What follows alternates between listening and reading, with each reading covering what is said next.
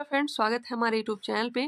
हम लोग देख रहे थे एनसीईआरटी सार संग्रह एडिशन 2024। पिछले वाले वीडियो में हमने एंशिएंट हिस्ट्री प्राचीन भारत का इतिहास को पार्ट बाय पार्ट करके कंप्लीट करवा दिया था। आज इस वीडियो में हम लोग देखेंगे मध्यकालीन भारत का इतिहास। मध्यकालीन भारत का इतिहास आई मीन मीडिएवल हिस्ट्री को देखने वाले हैं। आज का टॉपिक रहने वाला है भारत पर मुस्लिम आक्रमण, इसके साथ ही दिल्ली सल्तनत, और आगे आने वाले वीडियो में आप लोग को देखने को मिलेगा मुगल काल और फिर विजयनगर साम्राज्य और बहमनी साम्राज्य। तो चलिए इस वीडियो का प्रारंभ करते हैं। एक बात बताना चाहती हूँ मैं आप लोग को, शॉर्ट फॉर्म में आप लोग के लिए कुछ क्वेश्चन का सॉल्यूशन मैं लेकर के जल्द ही आ रही हूँ। पहले उस क्वेश्चन का आंसर आप लोग कमेंट बॉक्स में देंगे, उसका डिस्कशन मैं शॉर्ट फॉर्म में 1 मिनट में ही करवाने वाली हूँ। ये भी वीडियो आप लोग के लिए हेल्पफुल ही रहने वाला है। रील्स बनाने से अच्छा है कि ये सब क्वेश्चन से संबंधित शॉर्ट्स बनाया जाए। तो चलिए आज का वीडियो मैं प्रारंभ करती हूँ भारत पर मुस्लिम आक्रमण से। चलिए, फर्स्ट नंबर है, भारत पर आक्रमण करने वाले प्रथम मुस्लिम आक्रमणकारी मूलतः कहाँ के निवासी थे? भारत पर आक्रमण करने वाले प्रथम मुस्लिम आक्रमणकारी कहाँ के निवासी थे? तो अरब के निवासी थे। कहाँ के निवासी थे? अरब के निवासी थे। कुछ ऐसा इंक का यूज किया गया है जिसका पिक क्लियर नहीं आ पाया, जैसे कि ब्लू इंक का प्रयोग किया गया है जिसका पिक सही से नहीं आया है। मैं वहाँ पे लिखते भी चलूंगी और कुछ अपने तरफ से डिस्कशन भी करवाते चलूंगी। तो चलिए आगे बढ़ते हैं। वर्ष 711 में भारत पर सर्वप्रथम मुस्लिम आक्रमण किसके नेतृत्व में किया गया? सर्वप्रथम मुस्लिम आक्रमण किसके नेतृत्व में किया गया? यह किया गया था उबैदुल्लाह के नेतृत्व में। किसके नेतृत्व में? उबैदुल्लाह के नेतृत्व में किया गया था। नाम याद रखिएगा। आगे दिया गया है, वर्ष 712 में मोहम्मद बिन कासिम ने सिंध के राजा दाहिर को पराजित कर थट्टा के समीप स्थित देवल बंदरगाह को अपने अधिकार में ले लिया था। यहाँ पे बहुत सारे प्रश्न निकलने वाले हैं, जैसे कि मोहम्मद बिन कासिम भारत पर आक्रमण कब किया था? तो 712 में। कहाँ का रहने वाला था? तो अरब का रहने वाला था। सबसे पहले जजिया कर भारत पर किसने लगाया? तो मोहम्मद बिन कासिम ने लगाया। भारत पर आक्रमण कहाँ पे किया था? तो सिंध पर किया था। सिंध का राजा कौन था? तो राजा था दाहिर। दाहिर को क्या किया? तो पराजित कर दिया। ठीक है। और सिंध का ही एक स्थल है थट्टा। क्या स्थल है? थट्टा स्थल है। और इसी के समीप है देवल बंदरगाह। देवल बंदरगाह, और देवल बंदरगाह पर ही इसने अधिकार कर लिया। देवल बंदरगाह पर अधिकार किसने किया? तो मोहम्मद बिन कासिम ने किया। क्लियर। 712 में आक्रमण किया, अरब का रहने वाला था। आक्रमण किया था सिंध पर। सिंध का राजा था दाहिर। दाहिर को इसने पराजित किया। थट्टा के समीप स्थित देवल बंदरगाह को इसने अपने अधिकार में ले लिया। और सबसे पहले जजिया कर किसने लगाया? तो मोहम्मद बिन कासिम ने। चलिए आगे बढ़ते हैं। नेक्स्ट क्वेश्चन, सिंध के क्षेत्र में मोहम्मद बिन कासिम ने अंतिम विजय किस नगर पर प्राप्त की? अंतिम विजय प्राप्त की मुल्तान, जिसे स्वर्ण नगरी भी कहा जाता था। नेक्स्ट है, भारत में जजिया कर लगाने वाला प्रथम शासक कौन था? भारत में जजिया कर लगाने वाला प्रथम शासक कौन था? तो मोहम्मद बिन कासिम था। हालांकि कुछ लोगों को इससे मुक्त भी रखा था, याद रखिएगा। बच्चा हो गया, बूढ़ा हो गया, महिला हो गया, विकलांग हो गया और ब्राह्मण, ब्राह्मणों को भी इससे मुक्त रखा था। हालांकि ब्राह्मण पर सबसे पहले जजिया कर किसने लगा दिया? फिरोज शाह तुगलक ने। फिरोज शाह तुगलक ने ब्राह्मणों पर जजिया कर लगाया था। क्वेश्चन एक और भी पूछा जाता है कि जजिया कर को सबसे पहले भारत में समाप्त करने का प्रयास किसने किया? यह किया था कश्मीर का अकबर कहे जाने वाले जैनुल आबदीन ने। जैनुल आबदीन ने। हालांकि अकबर ने भी 1564 ईस्वी में जजिया कर को समाप्त किया था। जजिया कर को पूर्ण रूप से समाप्त किसने किया था? तो मोहम्मद शाह रंगीला ने। ठीक है। चलिए आगे बढ़ते हैं, और भी प्रश्न बहुत सारे देखने को मिलेंगे। तीर्थकर को कब समाप्त किया था? आप लोग को पता होगा, कमेंट करके बताइएगा। अकबर ने दास प्रथा और तीर्थकर को समाप्त कब किया था? मैं ही आप लोगों को बताते चलती हूँ। 1562 में दास प्रथा को समाप्त किया था, और 1563 में तीर्थकर को समाप्त किया था, और 1564 में अकबर ने जजिया कर को समाप्त किया था।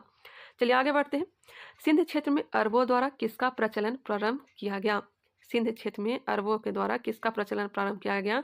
ऊंट पालन का और खजूर की खेती का। अरबों के पश्चात भारत में किन विदेशी आक्रमणकारियों का आगमन हुआ?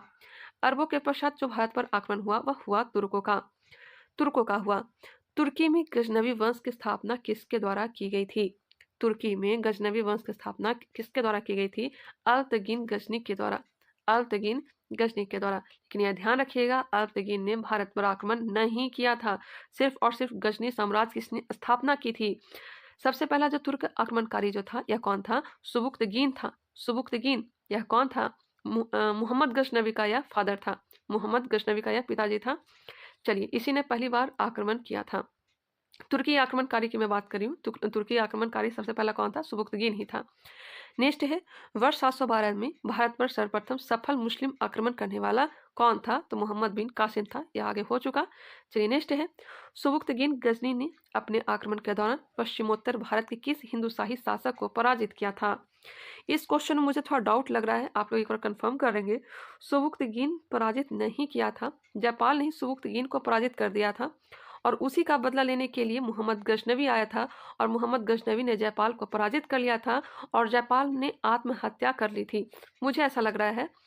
बाद में इसका बेटा भी आत्महत्या कर लेता है, आनंदपाल जिसका नाम रहता है, वो भी पराजित हो जाने के बाद उसकी भी हत्या कर दी जाती है। तो एक बार इस क्वेश्चन को आप लोग कंफर्म कर लेंगे, ठीक है। नेक्स्ट है, महमूद गजनवी द्वारा वर्ष 1025 में सोमनाथ मंदिर पर किए गए आक्रमण के दौरान गुजरात का शासक कौन था? तो जब सोमनाथ पर आक्रमण किया था तो गुजरात का शासक कौन था? तो भीम प्रथम था। 1000 से लेकर के 1000 से लेकर के, माफ करिए, 1000 से लेकर के 1027 तक टोटल मोहम्मद गजनवी ने 17 बार आक्रमण किया था। मोस्ट इंपॉर्टेंट हो जाता है 1025 का आक्रमण, जो कि कहाँ पर किया था? सोमनाथ पर किया था। चलिए आगे दिया भी गया है, मोहम्मद गजनवी ने भारत पर 1000 से लेकर 1000 ईस्वी के मध्य टोटल 17 बार आक्रमण किया। इसके आक्रमण का मुख्य उद्देश्य भारत की धन संपदा को लूटना था, न कि साम्राज्य की स्थापना करना था। ध्यान रखिएगा, इसका जो उद्देश्य था धन संपदा को लूटना था, साम्राज्य की स्थापना करना नहीं था। साम्राज्य स्थापना करने का उद्देश्य किसका था? आगे चल करके मोहम्मद गौरी का जब आक्रमण होता है, उसका उद्देश्य था साम्राज्य की स्थापना करना, ठीक है। चलिए आगे बढ़ते हैं। मोहम्मद गजनवी के साथ भारत आने वाला प्रसिद्ध इतिहासकार कौन था? अल-बरूनी था। अल-बरूनी था। अल-बरूनी द्वारा किताब उल हिंद लिखा गया था। अल-बरूनी के द्वारा किताब उल हिंद पुस्तक लिखी गई थी। उतवी के द्वारा किताब उल यामनी लिखा गया था और फिरदौसी के द्वारा शाहनामा पुस्तक लिखा गया था। मोस्ट इंपॉर्टेंट तीनों का तीनों नाम। अल-बरूनी के पुस्तक का नाम है किताब उल हिंद, उतवी के पुस्तक का नाम है किताब उल यामनी, किताब उल यामिनी। फिरदौसी के पुस्तक का नाम क्या है? तो शाहनामा है। और फिरदौसी को पूर्व का होमर कहा जाता है, पूर्व का होमर कहा जाता है, गौर से सुनिएगा। चलिए आगे बढ़ते हैं, जहाँ पे डाउट लगे तो आप लोग कमेंट करके बताइएगा, मैं वहाँ पे भी आप लोग को कंफर्म कर दूंगी। महमूद गजनवी के पश्चात मोहम्मद गौरी द्वारा भारत पर प्रथम आक्रमण किस वर्ष किया गया? भारत पर आक्रमण मोहम्मद गौरी ने 1175 में किया था और इस आक्रमण में मोहम्मद गौरी को पराजित कर दिया गया था। पहली बार हार का सामना करना पड़ा था मोहम्मद गौरी को। दूसरा बार आक्रमण किया था 1178 में। यहाँ पे दिया भी गया है, मोहम्मद गौरी को वर्ष 1178 में अहिलवाड़ा जो कि पाटन पर आक्रमण करने के दौरान किसके द्वारा पराजित किया गया? किसके द्वारा पराजित किया गया? तो भीम द्वितीय के द्वारा पराजित किया गया। नेक्स्ट है तराइन का प्रथम एवं द्वितीय युद्ध किनके मध्य लड़ा गया? तराइन का प्रथम एवं द्वितीय युद्ध, तराइन का जो प्रथम युद्ध हुआ था 1191 में हुआ था और द्वितीय युद्ध जो हुआ था 1192 में हुआ था। 1191 में मोहम्मद गौरी को पृथ्वीराज चौहान तृतीय ने पराजित कर दिया था। मोहम्मद गौरी को पृथ्वीराज चौहान तृतीय ने पराजित कर दिया था मोहम्मद गौरी को। वही 1192 में तराइन का द्वितीय युद्ध लड़ा गया, जिसमें मोहम्मद गौरी ने पृथ्वीराज चौहान को पराजित कर दिया था। गौर करिएगा शब्दों पर, 1191 में तराइन का प्रथम युद्ध हुआ था, जिसमें पृथ्वीराज चौहान ने मोहम्मद गौरी को पराजित कर दिया। 1192 में तराइन का द्वितीय युद्ध लड़ा गया, जिसमें मोहम्मद गौरी ने पृथ्वीराज चौहान तृतीय को पराजित किया था, ठीक है। पहले 1191 में मोहम्मद गौरी हारा और 1192 में मोहम्मद गौरी पृथ्वीराज चौहान से जीता। चलिए आगे बढ़ते हैं। चलिए यहाँ पे दिया भी गया है, आप लोग कंफर्म कर भी ले। प्रथम 1191, द्वितीय 1192। मोहम्मद गौरी पराजित पहली बार हुआ था और दूसरा बार हुआ था मोहम्मद गौरी विजय। नेक्स्ट है, मोहम्मद गौरी ने कन्नौज के शासक जयचंद को किस युद्ध में पराजित किया? देखिए तीनों डेट याद रखिएगा। देखिए 1175 में पहली बार आक्रमण किया था, 1178 में इसे हार का सामना करना पड़ा और 1191 में तराइन का प्रथम युद्ध हुआ, किसके साथ? पृथ्वीराज चौहान के साथ। 1192 में तिरहन का द्वितीय युद्ध लड़ा गया पृथ्वीराज चौहान के साथ, जिसमें पृथ्वीराज चौहान की हार हुई। 1194 में चंदावर का युद्ध हुआ, किसके साथ? तो राजा जयचंद के साथ। राजा जयचंद कहाँ का रहने वाला था? तो गढ़वाल का शासक था। कहाँ का शासक था? गढ़वाल का। आगे है मोहम्मद गौरी के साथ भारत आने वाला प्रसिद्ध सूफी संत कौन था? तो इनके साथ जो आने वाला सूफी संत थे वो थे शेख मोइनुद्दीन चिश्ती। शेख मोइनुद्दीन चिश्ती। इनका दरगाह कहाँ है? तो अजमेर शरीफ में है। सिक्कों पर देवी लक्ष्मी की आकृति किस मुस्लिम शासक के द्वारा बनवाई गई थी?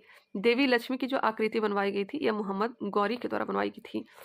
मोस्ट इंपॉर्टेंट, बख्तियार खिलजी मोहम्मद गौरी का एक साधारण दास था जिसने बंगाल और बिहार पर विजय प्राप्त की। इसने अपने आक्रमण के दौरान नालंदा एवं विक्रमशिला विश्वविद्यालय को नष्ट कर दिया। बख्तियार खिलजी ही इसका दास नहीं था, कुतुबुद्दीन ऐबक भी इसी का दास था, कुवाचा भी इसी का दास था, यालदोज कुवाचा। देखिए आगे नाम दिया भी गया है, मैं जिस चीज का नाम ले रही हूँ आगे क्वेश्चन भी आ जा रहे हैं। मोहम्मद गौरी की मृत्यु के पश्चात उसके साम्राज्य पर किन 3 गुलामों द्वारा नियंत्रण स्थापित किया गया? तीनों का नाम याद रखिएगा, यालदोज कुवाचा कुतुबुद्दीन ऐबक। यालदोज कुवाचा कुतुबुद्दीन ऐबक, यह तीनों के तीनों किसका गुलाम था? मोहम्मद गौरी का गुलाम था। आगे चल करके अब दिखाई दे रहा होगा कुतुबुद्दीन ऐबक ने ही दिल्ली सल्तनत की स्थापना की थी। यहाँ पे दिया गया है भारतीय जनता के लिए हिंदू शब्द का सर्वप्रथम प्रयोग किसके द्वारा किया गया? तो अरबों के द्वारा किया गया। हिंदू शब्द का जो प्रयोग किया गया है किसके द्वारा किया गया है? पहली बार अरबों के द्वारा किया गया है। ठीक है, अब आगे बढ़ते हैं। अब दिल्ली सल्तनत की ओर प्रवेश करने वाले हैं। चलिए इसके बारे में मैं ही आप लोग को जानकारी दे देती हूँ। दिल्ली सल्तनत पे टोटल 5 वंशों ने शासन किया। कब से कब तक? तो 1206 से लेकर के 1526 तक दिल्ली सल्तनत चलता रहा। सबसे पहले जो शासनकाल था यह था गुलाम वंश का, दूसरा था खिलजी वंश का, तीसरा था तुगलक वंश का, चौथा था सैयद वंश और सबसे लास्ट लोधी वंश। याद रखिएगा 1300 माफ करेंगे, हमने क्या क्या बताया? पहले गुलाम वंश जिसे दास वंश या मामूलक वंश कहते हैं। गुलाम वंश का जो शासनकाल है 1206 से लेकर के 1290 तक। उसके बाद शासनकाल है खिलजी वंश का। खिलजी वंश का जो शासनकाल है यह हो जाएगा 1290 से लेकर के 1320। और आप लोग देख सकते हैं सबसे छोटा जो शासनकाल है यह खिलजी वंश का ही है। खिलजी वंश के बाद तुगलक वंश का शासनकाल रहता है और इसका शासनकाल है 1320 से लेकर के 1414 तक। सर्वाधिक शासनकाल, सबसे लंबा शासनकाल तुगलक वंश का ही रहता है। उसके बाद शासनकाल आता है सैयद वंश का। सैयद वंश का शासनकाल जो है यह 1414 से लेकर के 1451 तक है। नो डाउट 1414 से लेकर के 1451 तक सैयद वंश का शासनकाल रहता है। फिर 1451 से लेकर के 1526 तक लोधी वंश का शासनकाल रहता है, लोधी वंश।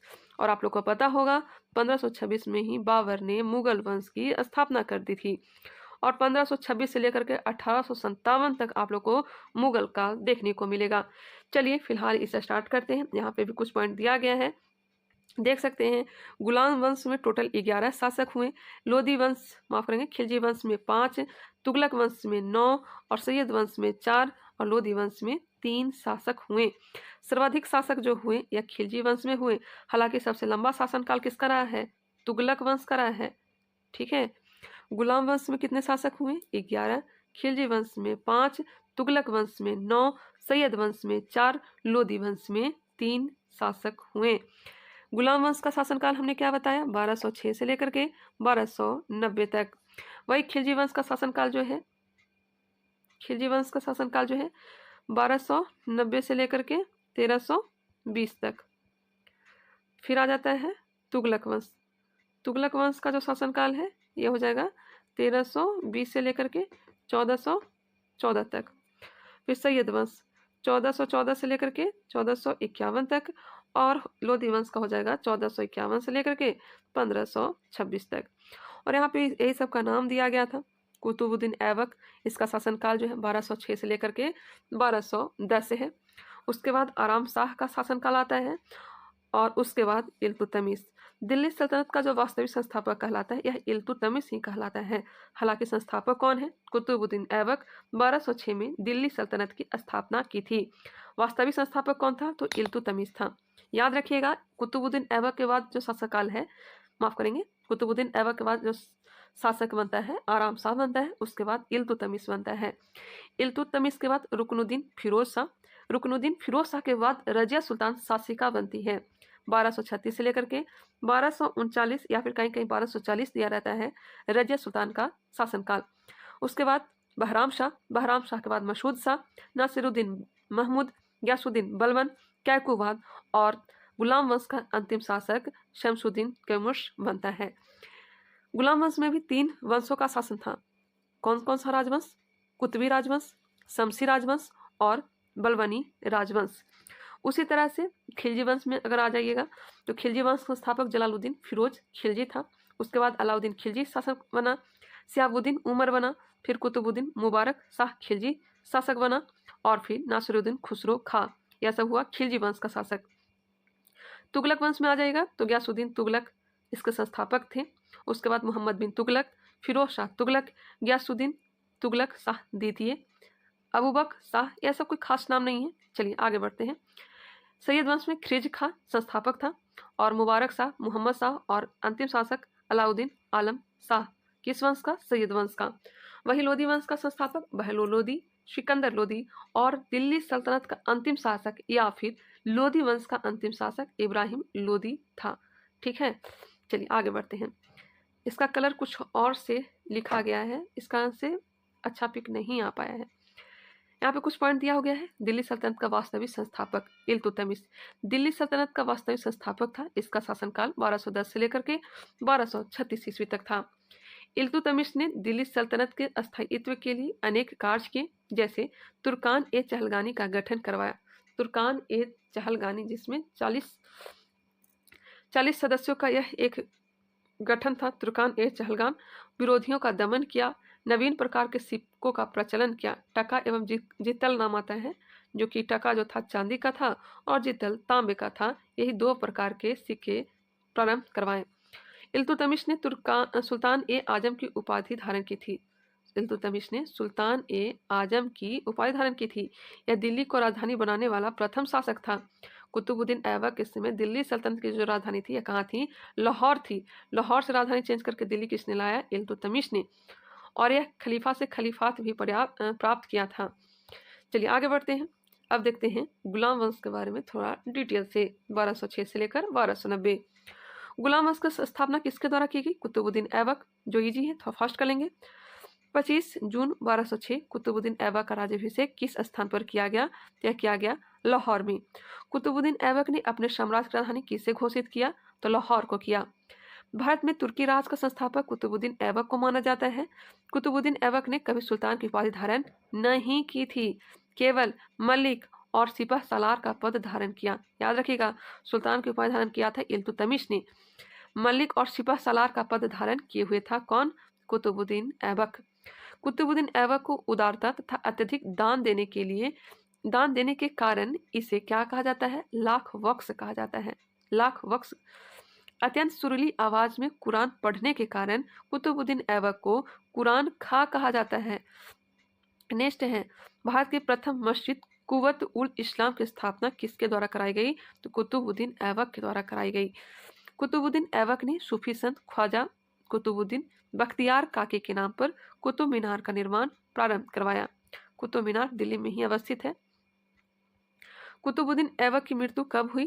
तो इसकी मृत्यु हुई थी 1210 में, चौगान खेलते समय घोड़े से गिर जाने के कारण। कुतुबुद्दीन ऐबक की मृत्यु के पश्चात उसके पुत्र आराम शाह को अपदस्थ कर गुलाम वंश का अगला शासक कौन बना? इल्तुतमिश। इल्तुतमिश जो कि कुतुबुद्दीन ऐबक का गुलाम भी था और इसका दामाद भी था। हालांकि कुतुबुद्दीन ऐबक और इल्तुतमिश के बीच में जो शासक बना था आराम शाह बना था। आराम शाह की हत्या करके ही इल्तुतमिश गद्दी पर बैठा था। नेक्स्ट है, इल्तुतमिश सुल्तान बनने से पूर्व किस प्रांत का सूबेदार था? तो यह था बदायूं का। दिल्ली सल्तनत का वास्तविक संस्थापक किसे माना जाता है? इल्तुतमिश को। इल्तुतमिश दिल्ली सल्तनत का प्रथम सुल्तान था जिसने दिल्ली को अपनी राजधानी बनाई तथा बगदाद के खलीफा से सुल्तान की उपाधि प्राप्त की। आगे है, इल्तुतमिश ने 40 योग्य तुर्क गुलामों को मिलाकर किस दल का गठन किया? तो तुर्कान ए चहलगानी या फिर चालीसा दल का गठन किया। इसका दमन किसने किया था? तो बलबन ने। कह सकते हैं कि बलबन ने इसका दमन कर दिया, खत्म कर दिया। मंगोल आक्रमणकारी चंगेज खां भारत के उत्तर पश्चिम सीमा पर किसके शासनकाल में आया? तो इल्तुतमिश। कब आया था? तो 1221 में आया था। आगे बढ़ते हैं। इल्तुतमिश ने भारत में एकता व्यवस्था का प्रारंभ की। ठीक है, एकता व्यवस्था का प्रारंभ किसने किया था? तो इल्तुतमिश ने। दिल्ली सल्तनत की बात हो रही है, तब हो जाएगा इल्तुतमिश। हालांकि आगे चल करके अलाउद्दीन खिलजी ने इसे समाप्त भी कर दिया था और नगद वेतन देना प्रारंभ कर दिया था। इक्ता एक अरबी शब्द है जिसका अर्थ है भूमि, भूमि को लेने वाला इक्तादार, भूमि को लेने वाला इक्तादार। वर्ष 1236 में दिल्ली सल्तनत की गद्दी पर बैठने वाली प्रथम व अंतिम मुस्लिम महिला शासिका कौन थी? तो रजिया सुल्तान थी। रजिया के सुल्तान बनने के पश्चात गुलाम याकूत को किस पद पर नियुक्त किया? गुलाम याकूत को किस पद पर नियुक्त किया? तो अमीर ए आखुर के पद पर, अमीर ए आखुर के पद पर नियुक्त किया। कहा जाता है कि इसके साथ इसका थोड़ा प्रेम प्रसंग चल रहा था, इस कारण से थोड़ा बहुत ही ज्यादा अहमियत यह दे रही थी। रजिया सुल्तान के विद्रोही अमीरों ने रजिया की हत्या करवाकर किसे दिल्ली सल्तनत की गद्दी पर बैठाया? तो बहराम शाह। बहराम शाह। बहराम शाह के कार्यकाल में नायब ए मुमालिकत पद का सृजन किया गया। मोस्ट इंपॉर्टेंट, नायब ए मुमालिकत पद का सृजन किसके समय में किया गया? बहराम शाह के समय में, जिसमें संपूर्ण अधिकार निहित होते थे। इस पद पर सर्वप्रथम एतगिन को नियुक्त किया गया। नेक्स्ट है, दिल्ली सल्तनत के किस शासक ने बलबन को नायब ए मुमालिकत पद पर नियुक्त किया? तो नासिरुद्दीन महमूद। बलबन को नायब ए मुमालिकत पद पर किसने नियुक्त किया? नासिरुद्दीन महमूद। नासिरुद्दीन महमूद जो है बलबन का दामाद था। हाँ, नासिरुद्दीन महमूद बलबन का दामाद था। बलबन को उलू खां की उपाधि किसने प्रदान की? तो इसी ने प्रदान की, नासिरुद्दीन महमूद ने। दिल्ली का सुल्तान बनने के पश्चात तुर्कान ए चहलगानी को किसने समाप्त कर दिया? तो बलबन ने। अपने विरोधियों के प्रति कठोर लौह एवं रक्त की नीति का पालन करने वाला सुल्तान कौन था? तो बलबन था। सिद्धा एवं प्रबोष नीति लाने वाला कौन था? तो बलबन ही था। आगे दिया गया है, बलबन प्रथम सुल्तान था जिसने राजत्व के सिद्धांत का प्रतिपादन किया। राजत्व के सिद्धांत का प्रतिपादन किया। उसने राजत्व को नियाबते खुदाई ईश्वर द्वारा प्रदत्त तथा राजा को जिल्ले इलाही ईश्वर की छाया कहा। उसने राजत्व को नियाबते खुदाई तथा राजा को जिल्ले इलाही ईश्वर की छाया कहा। सिजदा एवं प्रबोस प्रथा को अपने दरबार में प्रारंभ करने वाला सुल्तान कौन था? तो बलबन ही था। बलबन ने किस नाम से एक सैन्य विभाग की स्थापना की थी? तो दीवान ए अर्ज। हालांकि बाद में चल करके इसका पुनर्गठन जो है अलाउद्दीन खिलजी ने भी किया था। याद रखिएगा, दीवान ए अर्ज जो है यह सैन्य विभाग से संबंधित है। लाया किसने? तो बलबन ने। पुनर्गठन किसने किया? अलाउद्दीन खिलजी ने। गुलाम वंश का अंतिम शासक कौन था? तो शमसुद्दीन क्यूमर्स था। बहुत ही छोटा था। अगर ऑप्शन में क्यूमर्स नहीं रहे तब आप लोग कैकुवाद को भी टिक कर सकते हैं। इल्तुतमिश द्वारा चलाया गया तांबे का सिक्का क्या कहलाता था? तो मैं पहले ही बता दी, तांबे का सिक्का जीतल कहलाता था और चांदी का सिक्का टका कहलाता था। नासिरुद्दीन महमूद एक शांत स्वभाव वाला व्यक्ति था। इतिहासकार सिराज ने इसे दिल्ली का आदम सुल्तान कहा है। किसने कहा है? सिराज ने दिल्ली का आदम सुल्तान कहा है। ठीक है, आगे बढ़ते हैं, खिलजी वंश की ओर चलते हैं।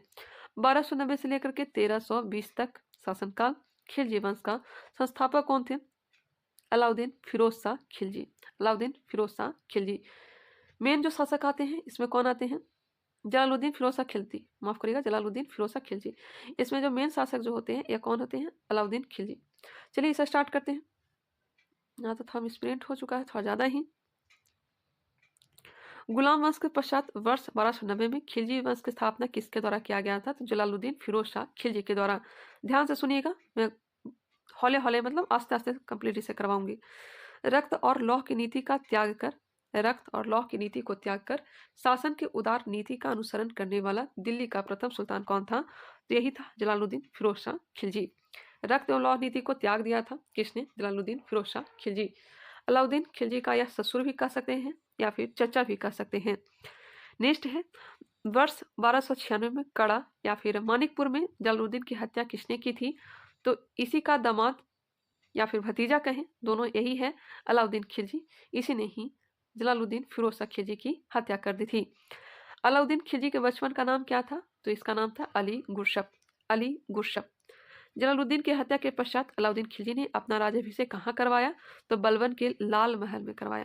कहाँ करवाया? बलबन के लाल महल में।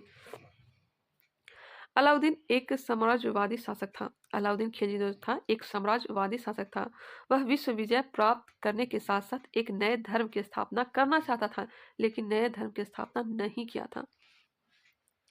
राजाभिषेक के पश्चात सिकंदर एशानी या द्वितीय सिकंदर की उपाधि किसने धारण की थी? अलाउद्दीन खिलजी ने ही। सिकंदर एशानी या फिर द्वितीय सिकंदर की जो उपाधि धारण की थी, अलाउद्दीन खिलजी ने ही की थी। सुल्तान बनने के पश्चात अलाउद्दीन ने प्रथम आक्रमण किस शासक पर किया था? क्या किया था? रायकर, गुजरात का शासक था रायकर, उसी पर पहली बार आक्रमण किया था। कब? शासक बनने के बाद। अलाउद्दीन का सेनापति मलिक काफूर गुजरात विजय के दौरान नुसरत खां द्वारा 1000 दिनार में खरीदा गया था, इसलिए इसे 1000 दिनारी भी कहा जाता था। किसे? मलिक काफूर को। कहाँ से खरीदा गया था? तो गुजरात विजय के दौरान किसने खरीदा था? तो नुसरत खां ने। नेक्स्ट है, वर्ष 1303 में अलाउद्दीन के द्वारा चित्तौड़ पर आक्रमण के समय वहां का शासक कौन था? तो राणा रतन सिंह। चित्तौड़ पर आक्रमण कब किया था? 1303 में। वहां का शासक कौन थे? तो राणा रतन सिंह थे। पद्मावती का नाम आपने सुना ही होगा। चलिए आगे है, विंध्याचल पर्वत श्रेणी को पार कर दक्षिण भारत पर आक्रमण करने वाला दिल्ली सल्तनत का प्रथम सुल्तान कौन था? दिल्ली सल्तनत की बात हो रही है, ये हो जाएगा अलाउद्दीन खिलजी। विंध्याचल पर्वत श्रेणी को पार कर दक्षिण भारत पर आक्रमण करने वाला दिल्ली सल्तनत का प्रथम सुल्तान कौन था? अलाउद्दीन खिलजी ही था। नेक्स्ट है, अलाउद्दीन के दक्षिण अभियानों का सेनापति कौन था? तो दक्षिण अभियानों का जो सेनापति था मलिक काफूर था। नेक्स्ट है, तेलंगाना या फिर वारंगल के शासक प्रताप रुद्र देव द्वितीय ने मलिक काफूर को विश्व प्रसिद्ध कोहिनूर हीरा भेंट किया था। किसने किया था? तो प्रताप रुद्र देव द्वितीय ने कोहिनूर हीरा उससे भेंट किया था, जिसे मलिक काफूर ने अलाउद्दीन खिलजी को भेंट किया। इसका भी बड़ा लंबा इतिहास चला रहा है कोहिनूर हीरा का। नेक्स्ट है, मलिक काफूर द्वारा सर्वप्रथम किस दक्षिण भारतीय राज्य पर आक्रमण किया गया? तो देवगिरी पर। देवगिरी पर। देवगिरी के शासक कौन थे? तो रामचंद्र देव। आगे बढ़ते हैं, अलाउद्दीन खिलजी का दक्षिण भारत अभियान। अच्छा, मोस्ट इंपॉर्टेंट। देवगिरी के शासक कौन थे? तो रामचंद्र देव थे। अभी हमने बताया अभियान का नेतृत्व चारों के चारों दक्षिण का भी जितना भी अभियान हुआ था सभी का नेतृत्व मलिक काफूर ने ही किया था। देवगिरी के शासक कौन थे? तो रामचंद्र थे। यहाँ से क्वेश्चन आता है। वारंगल के शासक थे प्रताप रुद्र देव। द्वार समुद्र के शासक थे वीर वल्लाल तृतीय। पांड के शासक थे वीर पांडे। देवगिरी पर आक्रमण किया था 1307 में। वारंगल पर आक्रमण किया था 1309 में। द्वार समुद्र पर आक्रमण किया था 1310 में और पांड पर आक्रमण किया था 1311 में। एक बार फिर से, 1303 में चित्तौड़ पर आक्रमण किया था, ठीक है। 1307 में देवगिरी, 1309 वारंगल, 1310 द्वार समुद्र और 1311 पांड पर आक्रमण किया था। दिल्ली सल्तनत का वह कौन सुल्तान था जिसने नगद वेतन के साथ अस्थायी सेना का संगठन किया था? नगद वेतन देने के साथ साथ अस्थायी सेना का संगठन किया था अलाउद्दीन खिलजी। अलाउद्दीन द्वारा सेना में भ्रष्टाचार रोकने के लिए कौन सी योजना अपनाई गई? तो घोड़े को दागने की प्रथा तथा हुलिया प्रथा। चराई कर तथा गृह कर, घरी चर कर से क्या कहा था? घरी चरी कर लगाने वाला प्रथम सुल्तान कौन था? अलाउद्दीन खिलजी। सर्वाधिक मंगोल आक्रमण किसके शासनकाल में हुए? तो अलाउद्दीन खिलजी के समय काल में हुए। दिल्ली सल्तनत का वह प्रथम सुल्तान कौन था जिसने स्वयं को खलीफा घोषित किया? मुबारक शाह खिलजी। खुद को खलीफा घोषित किया था मुबारक शाह खिलजी। घोड़े के नाल के आकार के मेहराब का प्रयोग सर्वप्रथम कहाँ पर किया गया? तो अलाई दरवाजा दिल्ली। मेहराब का प्रयोग सर्वप्रथम कहाँ किया गया? तो अलाई दरवाजा दिल्ली। अलाउद्दीन के किस पुत्र ने स्वयं को खलीफा घोषित किया? अलाउद्दीन के किस पुत्र ने स्वयं को खलीफा घोषित कर लिया? मुबारक खिलजी। अलाउद्दीन द्वारा सैनिकों को सस्ते मूल्यों पर वस्तुओं को प्रदान करने के लिए बाजार नियंत्रण की नीति अपनाई गई। अलाउद्दीन के बाजार नियंत्रण अधिकारी का नाम याद रखिएगा, जैसे कि वरीद ए मंडी। वरीद ए मंडी विभाग यह होता था बाजार निरीक्षक। सहना ए मंडी बाजार अधीक्षक। वरीद ए मंडी बाजार निरीक्षक और सहना ए मंडी बाजार अधीक्षक। दीवान ए रियासत बाजार नियंत्रक होता था और मनेहान जो होता था गुप्तचर होता था। एक बार फिर से रिकॉल कर लेते हैं, ध्यान से सुनिएगा। वरीद ए मंडी बाजार निरीक्षक होता था। सहना ए मंडी बाजार अधीक्षक होता था। दीवान ए रियासत बाजार नियंत्रक, मनेहान गुप्तचर होता था। चलिए आगे बढ़ते हैं। पद्मावत मोहम्मद जायसी के अनुसार, पद्मावत की रचना किसने किया था? मोहम्मद जायसी के अनुसार अलाउद्दीन ने रानी पद्मिनी की सुंदरता से प्रभावित होकर चित्तौड़ पर आक्रमण किया था। कौन नहीं जानता है। चलिए आगे बढ़ते हैं। खिलजी वंश 1290 से लेकर के 1320। अरे यार वही फिर आ गया। चलिए अब आगे बढ़ते हैं। तुगलक वंश 1320 से लेकर के 1414। चलिए इसे कंप्लीट करेंगे, स्टार्ट करते हैं। आई होप आप लोग को वीडियो पसंद आ रहा होगा। कमेंट करके लेकिन ज़रूर बताइएगा, हो सके तो शेयर करके मेरा हेल्प कर सकते हैं। 1320 ईस्वी में तुगलक वंश की स्थापना किसके द्वारा की गई? तो यह किया गया है गयासुद्दीन मोहम्मद तुगलक के द्वारा, जिनका नाम गाजी मलिक भी है। सल्तनत काल में नहरों का निर्माण तथा डाक व्यवस्था का आरंभ करने वाला प्रथम सुल्तान कौन था? यह था गयासुद्दीन तुगलक। नहरों का निर्माण करने वाला, प्रारंभ करने वाला कह सकते हैं, और डाक व्यवस्था का आरंभ करने वाला प्रथम सुल्तान गयासुद्दीन ही था। हालांकि नहरों का जाल जो बिछवा दिया था यह किसने? यह हो जाएगा फिरोज शाह तुगलक ने। कि सूफी संत के साथ गयासुद्दीन तुगलक के संबंध अच्छे नहीं थे। निजामुद्दीन औलिया, याद करिए निजामुद्दीन औलिया ने इसी को कहा था, गयासुद्दीन तुगलक को ही कहा था। निजामुद्दीन औलिया ने क्या कहे थे? तो दिल्ली अभी हुजूर अभी दिल्ली अभी दूर है, हमारे घर में 10 दरवाजे हैं। निजामुद्दीन औलिया कहे थे किसको? अलाउद्दीन खिलजी को। इनका दरगाह कहाँ है निजामुद्दीन औलिया का? तो यह दिल्ली में ही है। बंगाल अभियान से लौटते समय गयासुद्दीन तुगलक ने आदेश दिया था कि उसके दिल्ली पहुंचने से पहले ही औलिया दिल्ली छोड़ दें। किसने कहा था? गयासुद्दीन तुगलक ने कहा था। बंगाल अभियान करने गया था, लौटते समय में ही वहां कुछ नहीं हासिल हो पाया, इस कारण से ही औलिया को कहा कि दिल्ली को खाली छोड़ दे। इसी संदर्भ में निजामुद्दीन औलिया ने सुल्तान के विषय में कहा था कि दिल्ली अभी दूर है, हनूज दिल्ली दूर अस्त। चलिए, दिल्ली सल्तनत का सर्वाधिक विद्वान सुल्तान कौन था? तो मोहम्मद बिन तुगलक था, लेकिन सारे के सारे काम इसके फेल हो जाया करते थे। सबसे पहले 1226-27 में राजधानी परिवर्तन किया। तुगलक ने देवगिरी का नाम दौलताबाद रख कर उसे सल्तनत की राजधानी बनाया। यह योजना असफल रही। 1335 ईस्वी पुनः दिल्ली को राजधानी बनाया गया। सबसे पहले राजधानी को परिवर्तन कर दिया, देवगिरी का नाम बदलकर दौलताबाद रख दिया। दुआब में वृद्धि कर दिया। कब? 1327-28 में। यह योजना भी असफल रहा, क्योंकि उस समय वहां अकाल पड़ जाने के कारण जनता कर नहीं दे सकी, टैक्स नहीं दे सका। दुआब का अर्थ होता है दो नदियों के बीच की उपजाऊ भूमि। दो नदियों के बीच की भूमि यह काफी क्या होती है? उपजाऊ होती है। और उस समय क्या हुआ? अकाल पड़ गया, इस कारण से किसान जो है टैक्स नहीं चुका पाए और यह भी योजना जो है असफल रहा। सांकेतिक मुद्रा का प्रचलन, इसने एक गलती और कर दिया। चांदी की कमी का सामना करने के लिए सांकेतिक मुद्रा का प्रचलन किया गया, किंतु नियंत्रण के अभाव में यह योजना भी असफल रही। सभी जो लोहार जो थे यह तांबे के सिक्के घर पे ही बनाना प्रारंभ कर दिए। यह भी योजना क्या रहा? असफल रहा। खुरासान अभियान 1336-37 में खुरासान पर अभियान किया। खुरासान पर विजय प्राप्त के लिए तुगलक ने 3,70,000 सैनिकों का गठन करके उन्हें 1 वर्ष का अग्रिम वेतन प्रदान कर दिया। भाई पहले वेतन दे दोगे तो काम थोड़ी ना कोई करेगा, तो सभी के सभी लोग क्या हो गए? फरार हो गए। नेक्स्ट है कराचिल अभियान 1337 से 1338। तुगलक ने खुसरो मलिक के नेतृत्व में 1 लाख सैनिकों को भेजा, किंतु मौसमी दशा खराब होने के कारण यह योजना भी असफल रही। एक बार फिर से रिकॉल कर लेते हैं, एक पूछा जाता है क्रम से। राजधानी परिवर्तन 1236 माफ करेंगे 1326-27। दुआब में कर वृद्धि किया, फिर सांकेतिक मुद्रा का प्रचलन किया, खुरासान अभियान किया, फिर कराचिल अभियान, खुरासान के बाद कराचिल अभियान। एक बार फिर से राजधानी परिवर्तन, दुआब में कर वृद्धि, सांकेतिक मुद्रा का प्रचलन, खुरासान का अभियान, कराचिल अभियान। चलिए नेक्स्ट है कृषि के विकास हेतु अमीर ए कोही नामक नया विभाग किस सुल्तान द्वारा प्रारंभ किया गया? तो अमीर ए कोही जो लाया गया था यह कृषि से संबंधित था। यह लाया था मोहम्मद बिन तुगलक ने, MBT ने, मोहम्मद बिन तुगलक ने।